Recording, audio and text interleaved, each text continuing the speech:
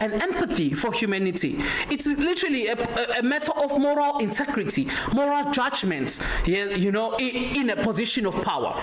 To be able to articulate yourself and be able to see that this is genocide and be able to state this is genocide, it's problematic, bruh, if you're unable to.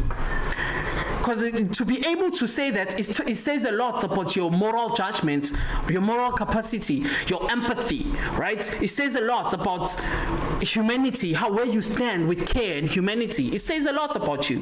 But again, how could we be surprised? Because for some time, what Helen did when she did that,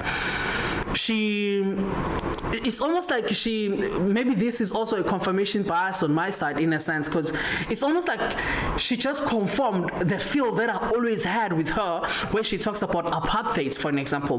When Helen looks at apartheid, for the most part, as much as she had admitted of it being a cruel system and what's not, and crime against humanity, but she tends to sort of like romanticize apartheid, to look at it from, look at the infrastructure that apartheid did.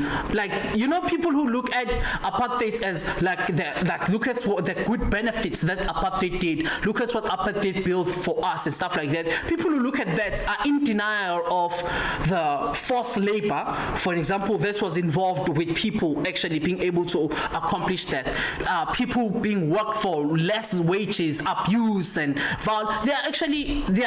It's almost like they're in denial with the fact of how did these infrastructures and how did the economy of apartheid function as a result of the system. They're in denial with that, So it's like someone basically celebrating blood diamonds, that my husband robbed someone and he bought me the diamonds. Those diamonds were taken from another woman or another person by force, and you're celebrating the love of your husband with the blood and suffering of someone for you to be able to have that.